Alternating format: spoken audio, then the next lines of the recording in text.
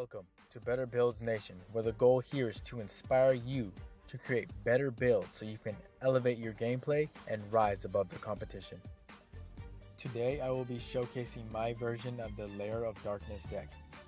As you can see by the chart, this deck can move extremely quickly by having the capability of searching out its main pieces, as well as control your opponent's field and hand. However, this deck lives and dies by the field spell. To start off the monsters, first up is Darkest Diabolos. He cannot be targeted or tributed by your opponent, and if a dark monster you control is tributed, he can be special summoned from the graveyard if he was there prior to the tribute, or special summoned from the hand even if he wasn't there before the tribute occurred. Also, he can tribute one dark monster and rip a card from your opponent's hand. Next is Yugioh. He is one of the deck's main combo starters and extenders. He helps us go into synchro plays such as Dark Striker and Ancient Fairy Dragon, and with a little creativity, Beals. 2 Supreme King Dragon Dark Worm as additional targets for Foolish Burial and Dragon Ravine, and a free special summon once he's in the graveyard. 3 Arima King of Wickedness. He can be discarded to search out the deck's field spell Lair of Darkness, or he can tribute a dark monster to draw a card, and if he didn't tribute himself, he can search out a dark monster with 2000 or more defense and add it to the hand.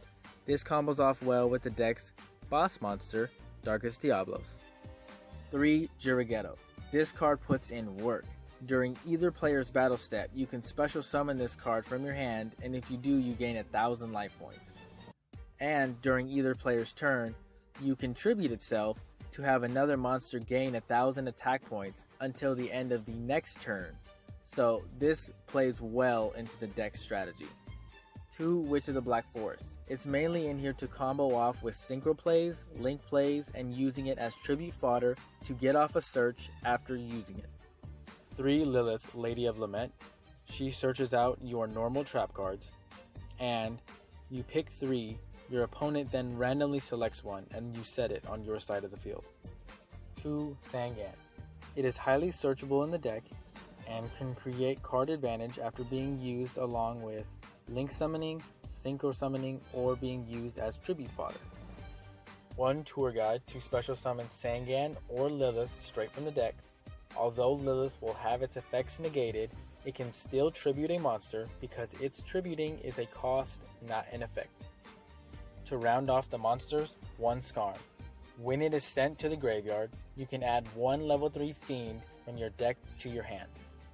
To start off the spells, 2 Dragon Ravine. I prefer to run Dragon Ravine over Dragon Shrine because it is searchable in the deck rather than having a Dragon Shrine that would occasionally come up. 2 Lair of Darkness. This card is imperative to the deck strategy. It changes all monsters on the field to Dark attribute. Once per turn, you can tribute your opponent's dark monster as if it was your own, and to the turn player gets the same amount of tokens as the amount of tributed monsters that turn. 3 Terraforming to get to your field spells faster. 1 Foolish Burial to set up your graveyard. 3 Allure of Darkness. All the monsters in the deck are dark, so we run 3 to help increase the consistency. 1 Upstart Goblin for more draw power. 1 Monster Gate. If you happen to activate this card while the field spell is up, you get to tribute your opponent's monster and special summon a monster from your deck for free. 2 Share the Pain. If you activate this card while the field spell is up, you get to tribute one of their monsters and then force them to tribute another one. 2 Heavy Storm Duster. This deck does not do well against back row, so I chose to run this card because it is searchable by Lilith's effect. 1 Eradicator Epidemic Virus. If this card goes off, it can be an absolute blowout.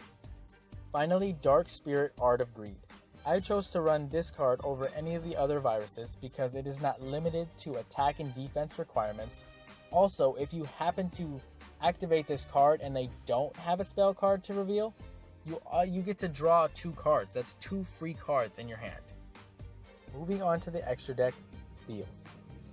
Now, to get out Beals, what you have to do is use Destrudo's effect to target a level 3 monster, then he becomes level 4, and synchro summon him along with another level 4 to get him out.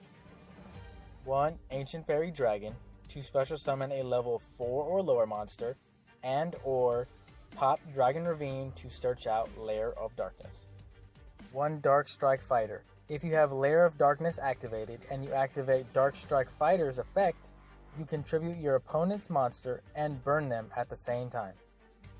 In the rank 4 toolbox, we have Utopia and Utopia the Lightning, followed by Tornado Dragon for back row removal, number 41 Baguska, one of the best rank 4s in the game, Castel to deal with your opponent's cards that you don't want to destroy and shuffle them back into the deck, Grampulse for rank 3 back row removal.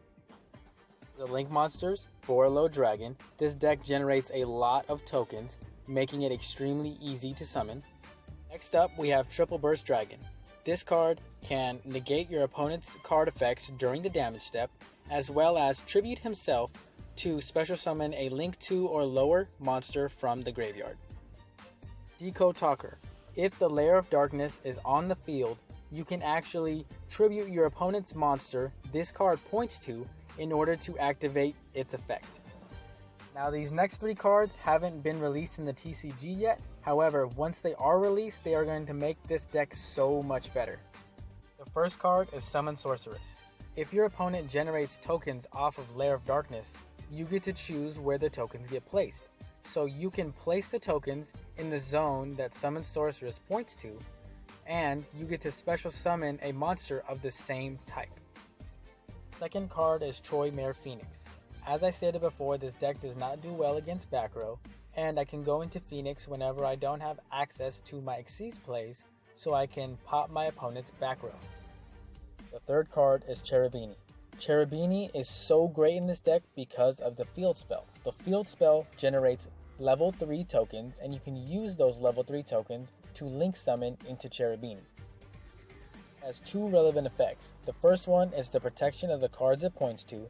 The second one is being able to send a level 3 monster straight from the deck to the graveyard, meaning you can send Skarm straight from the deck to the graveyard to search out a level 3 Fiend type monster.